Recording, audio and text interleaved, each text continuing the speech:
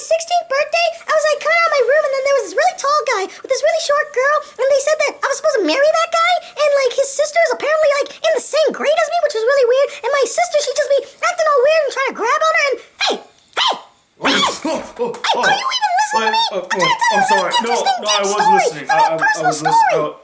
I heard everything. Continue. Okay, well, let me get back to it now. So I was going to school one day, and like we were walking together, and he was just like, "I'm gonna help you now," and I'm like, "Oh yeah, I'll let you help me now." And then he was like, "I'm gonna help you now," and I'm like, "Oh yeah, I'll let you help me now." And then he was like, "Oh yeah, I'm gonna help you now," and then I was just like.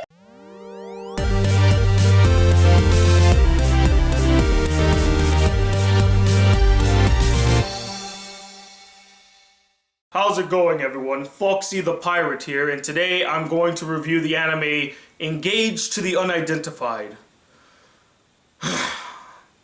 Let's get started. So Engaged to the Unidentified follows this girl named Kobani who discovers that she's in an arranged marriage with this really stoic guy named Hakuya, and basically just kind of just follows her as she builds a romance with the guy in her daily life and interactions with various people. Oh, where to even begin with this one? Okay, right off the bat, this isn't going to be a rant video, as the anime wasn't a complete atrocity. It wasn't so god-awful that I just wanted to type "kill yourself" in the comments, okay? It just was a very dull and forgettable experience. It was literally a struggle to get through. In fact, the anime was so boring that I stopped halfway through the series and started binge watching PYRO'S cynical videos. Curse you, PYRO'S cynical, for distracting me with your witty, sarcastic humor, you damn Brit. But honestly, he's so goddamn funny. 10 out of 10, would recommend. Please click this link, go check out his channel for yourself. See, that's how incredibly uninteresting this anime is. I have way more to say about PYRO'S cynical, who has absolutely nothing to do with this anime, than about the anime itself. Okay, I'm done sucking up to PYRO'S cynical now. Let's talk about the anime, shall we? Now, I do have some good things to say about this anime. Like its animation done by Dugan Kobo, the same people behind the animation for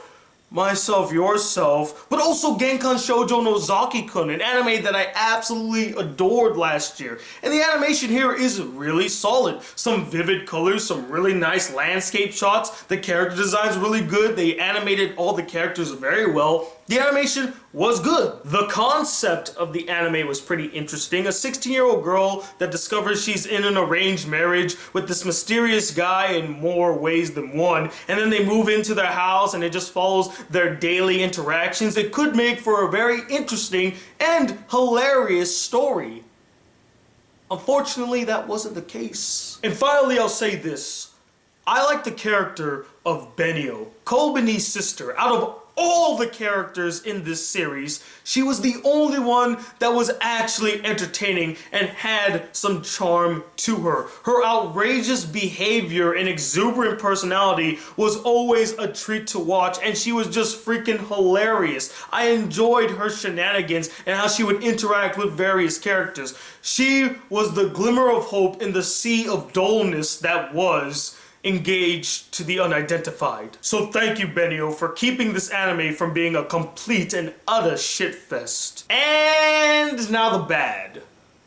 I pretty much summed it up in the beginning when I said that the anime was a dull and forgettable experience. That's all the issues right there in a nutshell. The story is basic, generic, and completely unengaging. You don't care what the hell happens in this anime. Do they end up together? Do they break apart? Do they find out the secret behind their mysterious behavior? You really don't care what happens because the story is just not engaging enough to make you feel invested into what is going on. And that also goes with the characters, as a majority of them, besides Benio, are either really bland and unmemorable or completely annoying. I couldn't stand the lolly character in this anime, and I don't really have a huge problem with lollies as long as they're used sparingly, but it almost felt like the lolly character was the main character of the anime, as she took center stage in a majority of the anime. Like, she was always the focus, and I feel like they just gave her the focus because she's the cute, innocent type, and she kind of is the one that's overreacting to everything, so that's where the comedy lies. guys, but the sad part is she didn't come off as comical. She came off as really annoying and always got in the way of what the story should have been focusing on, which is the romance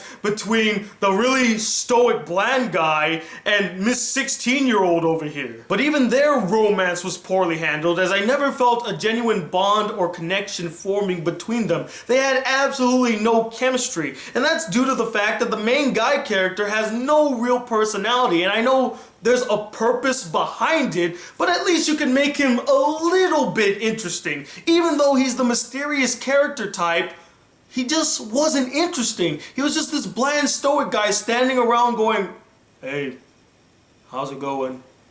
No, let me help you. I really care for you." But it's not just Blandy McStoic's fault for this wasted romance. Kobani also offered nothing to convince us that there was a blooming romance between them. And since the anime is considered to be mainly a romantic comedy, it has already failed in one half of its description. But wait, guys.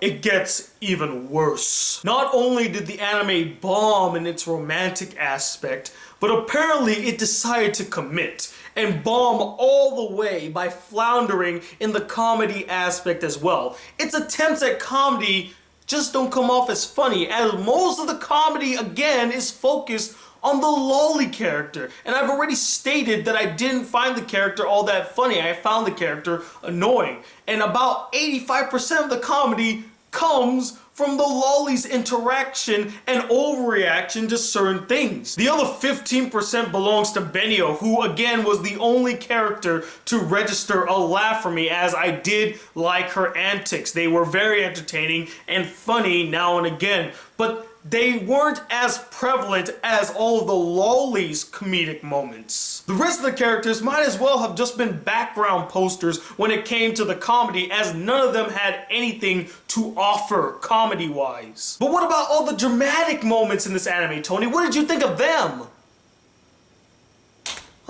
Granted, some of those moments were pretty good. The only issue was that there was no weight to those situations, so I really didn't care about them. And finally, the last issue with this anime was that there was a big reveal in episode 5 to who Blandy McStoic and his annoying lolly sister truly were. And though there was some sort of build-up to this reveal, its execution was weak and poorly handled. That's really all I gotta say. Overall, as an immense lover of romantic comedies, I couldn't help but be disappointed by this anime. It could have been a very interesting, entertaining, and fun rom-com, but it just turned out to be very generic, very derivative, and I couldn't care less about it. And that's why I'm gonna give it a 2 out of 5 stars. It's just an easily forgettable anime. Don't waste your time to see it. Go see the Kawaii Complex. That is a better romantic comedy. You will have more fun watching that than you will watching this. Oh, and I also thought I'd show you guys this really awesome watercolor painting that was sent